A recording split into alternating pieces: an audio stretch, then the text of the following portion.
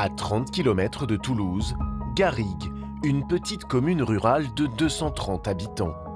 Mais la quiétude de ce bout de campagne est troublée par un conflit de voisinage qui dure depuis plus de 30 ans. David Comet, cet agriculteur de 41 ans, a repris l'exploitation familiale, mais aussi les problèmes qui vont avec. Pour accéder à leur ferme, David et sa famille doivent passer par ce chemin entouré de platanes. Mais ces 80 mètres de terre battue ne leur appartiennent pas. Voilà la fameuse allée commune pour mes parents qui doivent rejoindre la départementale, mais aussi pour le propriétaire du château qui passe par là. Donc lui est propriétaire de ce chemin. Mes parents, eux, ont une servitude de passage et c'est pour ça que autant moi que mes parents et que toute personne se rendant sur la ferme a le droit de passer par là. On est conscient que c'est la source de tous les problèmes qu'on a aujourd'hui. David a une servitude de passage, c'est-à-dire qu'il a le droit de passer sur ce chemin dont il n'est pas propriétaire. Une situation qui crée des tensions entre agriculteurs et châtelains. Le problème, c'est qu'aujourd'hui, voilà, c'est des tracteurs qui passent sur la servitude et devant le château, ben, ça fait mauvais genre pour certains. À un moment donné, il ne faut pas acheter à la campagne quand on ne veut pas des nuisances sonores, quoi. Voilà, il faut appeler un chat un chat. Aujourd'hui, tu viens à la campagne, les vaches elles sont là, les tracteurs ils sont là. À un moment donné, ben, si tu veux un château, ben, tu achètes un château, mais ailleurs, quoi. Voilà. Tu ne viens pas t'installer à côté d'un agriculteur et après tu te plains du bruit des vaches, de l'odeur des vaches. Je suis désolé, les vaches elles étaient là depuis la nuit des temps, elles seront encore là tant que je serai en vie. Et aujourd'hui, moi je me bats pour mes vaches, ouais. Ce problème de chemin impacte le quotidien de l'agriculteur, car David n'est pas seulement éleveur de vaches. Pour sauver sa ferme de la faillite, il a diversifié son activité. Directeur du producteur, vous avez goûté? Ah non, je veux bien. Au milieu de ses champs, il a ouvert un magasin qui vend les produits issus de sa ferme et de 30 agriculteurs de la région. Ça fait 15 euros. Et plus étonnant encore, plusieurs fois par semaine, David troque sa tenue de fermier contre un costume cravate. Il devient meneur de revue. Allez messieurs, dames, tout le monde tape dans les mains, s'il vous plaît. David a créé le premier cabaret à la ferme de France. Tous les week-ends, il propose un show inspiré des plus grands cabarets. Une véritable success story qui a même inspiré un film. Donc l'idée, c'est de faire un cabaret ici. Le premier cabaret à la ferme de France. J'ai cherché, il n'y en a pas d'autre. Ah, faut peut-être se demander pourquoi, hein. Mais aujourd'hui, ce spectacle est menacé. Salut Myriam, ça va? Bonjour David. Myriam est cuisinière ici depuis quelques mois. Mon année où? Quelles sont les nouvelles de la guinguette? Ah ben la guinguette, on a reçu donc 2 avis favorables de la préfecture. Super. Commission accessibilité, commission sécurité. Le maire ne veut pas nous remettre les documents. Et en plus de ça, il a envoyé un arrêté, comme quoi il nous bloquait la guinguette. Donc cet été, on a 31 dates qui sautent. Ah merde, donc ça veut dire que je travaille pas cet été ici, Ben comme ouais. c'était prévu. Et voilà. La mairie ne l'autorise pas à ouvrir son cabaret en extérieur cet été. Et pour David, le coupable est tout trouvé. Ce serait la faute de son voisin, le fameux châtelain, ancien maire et aujourd'hui encore conseiller municipal. Je défends des gens, je défends des emplois. Je suis le premier employeur de la commune. On est la personne qui paye le plus de taxes, d'impôts, tout ce qu'on veut. Alors qu'on nous impose des normes, des taxes, des impôts, on s'en fout. Mais laissez-nous travailler. Tout ça à cause d'un maire qui fait du règlement de compte et de sa servitude de passage et son château. Enfin, son château, si on peut appeler ça encore un château, quoi.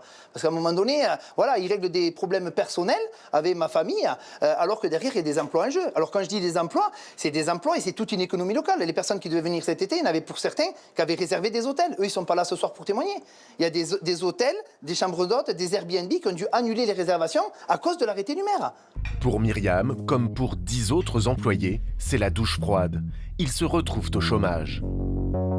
Je suis dépitée, je suis pas contente et puis je suis déçue. Et puis là, en plus, ça va être compliqué de trouver du travail maintenant, alors que moi, tout était calé et c'était super, quoi. Ça devait se faire. Pour moi, tout était ouvert pour que tout se passe bien.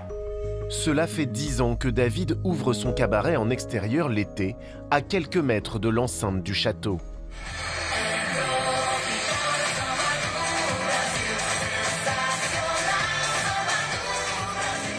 Pour préserver ses relations de voisinage et développer son activité, il a décidé cette année d'ouvrir le cabaret sous ce grand hangar, éloigné de plus d'1 kilomètre de son voisin. Mais la mairie a quand même déposé un arrêté municipal lui interdisant de faire ces spectacles. Pour David, cette décision est une catastrophe économique pour les producteurs de la région.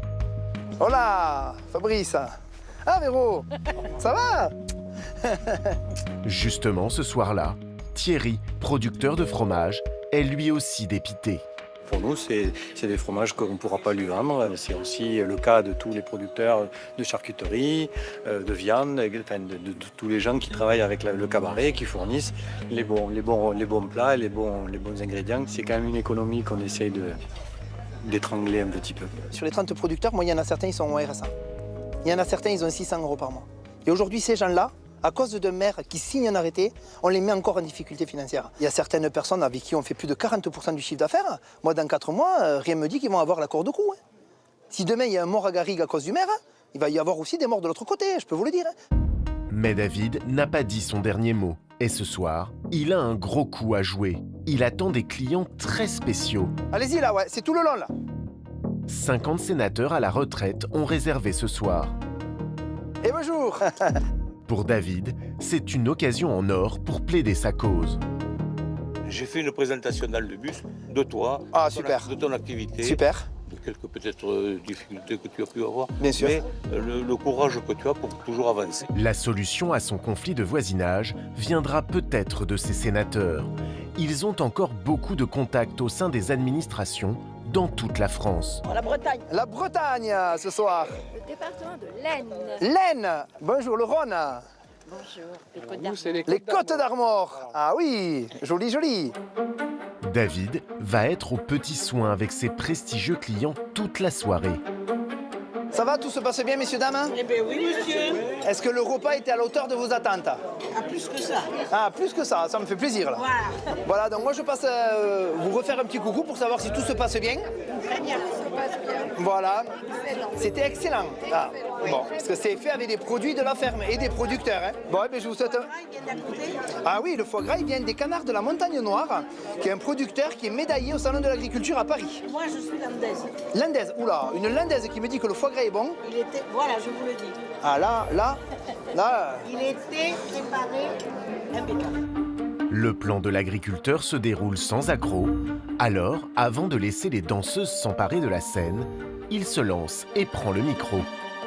Je tenais juste à vous expliquer très rapidement une petite problématique qu'on rencontre. C'est qu'aujourd'hui, les soirées qu'on est en train de vous proposer, comme celle de ce soir, malheureusement, sont mises à mal, malgré toutes les autorisations qu'on peut avoir. Subvention de la région, un oui de la région, un oui de la Chambre d'agriculture, un oui donc de la communauté des communes aussi. Donc on a des oui de tout le monde, sauf une personne, qui est le maire du village. Voilà, je tenais à vous le dire, parce que sur le terrain... Les conséquences sur le terrain, c'est que derrière, vous voyez les jeunes qui sont en train de vous servir, Hermiane qui est juste là, ou Alexandre qui est juste là, pendant 4 mois cet été, ils n'auront pas de salaire. On est en train d'annuler 31 dates à cause de la signature d'un arrêté par un maire. Eh bien, on espère qu'à un moment donné, on pourra compter sur vous si on en avait besoin. Voilà, merci beaucoup. Quelques-uns avec qui j'ai discuté ne comprennent pas qu'un petit maire d'un village de 300 habitants bloque un projet d'envergure régionale, voire nationale. Donc aujourd'hui, ils comprennent pas, ils comprennent surtout que derrière il y a des emplois. Et moi je tenais à mettre le doigt dessus. David a rallié les sénateurs à sa cause. Si le combat est loin d'être terminé, ce soir, place au spectacle.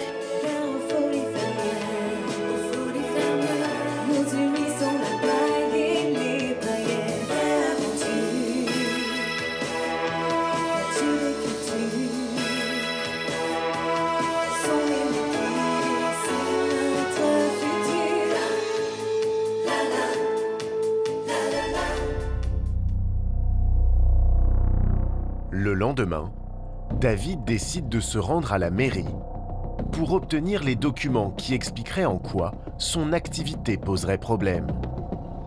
L'autruche, ils ne veulent pas répondre. Bon, c'est un choix. Alors, soit ils ont des choses à se reprocher, voilà, ce qui peut à la limite être compréhensible. Soit s'ils ont rien à se reprocher, il faut qu'ils me remettent ces documents. Et justement, sur le parking de l'hôtel de ville, David repère la voiture de son voisin. La sortie à la mairie va se transformer en règlement de compte. Bonjour. Nous filmons en caméra discrète. Du coup, je venais pour voir si j'aurais pu récupérer les procès-verbaux des commissions. Vous ne les avez pas eu ? Eh ben non. Cet homme, à gauche, en chemise bleue, est le voisin de l'agriculteur, ancien maire et toujours conseiller municipal. Eh bien ça y est, on a les documents quand même à force. C'est pas mal. David lui demande des explications. Il y a un arrêté quand même qui a été fait, qui nous empêche d'ouvrir l'établissement. Il faut être bien clair. Cet arrêté-là, aujourd'hui, si on le respecte à la lettre, aujourd'hui, nous, on ne peut pas faire nos dates comme on a fait historiquement à l'extérieur. On est bien d'accord? J'espère bien qu'il va être respecté. Ah ouais, voilà. Le fait d'être créateur d'emploi ne donne pas le droit de violer la loi. Ah oui, on violer la loi, d'accord. Mais oui, le fait de dire je peux créer des emplois en violant la loi, laissez-moi créer des emplois, non, ça ne marche pas. On est dans un pays où il y a le droit, où chacun doit respecter la loi. Aujourd'hui, il est très content qu'on ait fermé l'établissement pendant 4 mois, qu'il y ait des personnes au chômage. Et aujourd'hui, les seuls emplois qu'on a réussi à créer sur la commune, la mairie a réussi à nous les faire, à les faire licencier, oui, tout à fait. Pour son voisin élu, l'arrêté de la mairie est totalement justifié. Il n'y a pas de guinguette dans un hangar agricole. D'accord, c'est à cause de ça. Oui, c'est pas un établissement recevant du public. D'accord. C'est un hangar agricole dans lequel on ne peut exercer que des activités agricoles. Donc c'est pour ça qu'il n'a pas le droit aujourd'hui d'ouvrir la chaîne. Je pense que ça a été expliqué, oui. C'est pas parce que ça vous dérange vous, vu que vous êtes propriétaire du château à côté? Non, c'est pas comme si chaque fois qu'on faisait des représentations, on avait la visite de la gendarmerie pour des nuisances sonores alors qu'ils n'habitaient pas dans le château, par exemple. Enfin, je prends juste un exemple. Et moi, je le dis devant vous. Oui. Tu ne le sais pas, je n'ai jamais appelé la gendarmerie. Oh, incroyable. Ça, c'est incroyable. Je n'ai jamais appelé la gendarmerie. Pour les nuisances sonores, jamais. Jamais. Très vite, la discussion s'oriente sur l'origine du conflit, la servitude de passage. Le voisin le dit clairement, il veut être tranquille chez lui et il l'assume. Si on avait eu le choix, comme je dis, et je pense que tout le monde aurait fait le même choix, de dire est-ce que vous voulez être tranquille ou est-ce que vous voulez qu'il y ait du passage? Logiquement, les gens ils disent je préfère être tranquille. Ceci étant, on n'a pas le choix. Est-ce que c'est signé comme ça? S'il n'y avait pas de servitude, est-ce que ça nous plairait? C'est sûr. Ah, c'est sûr.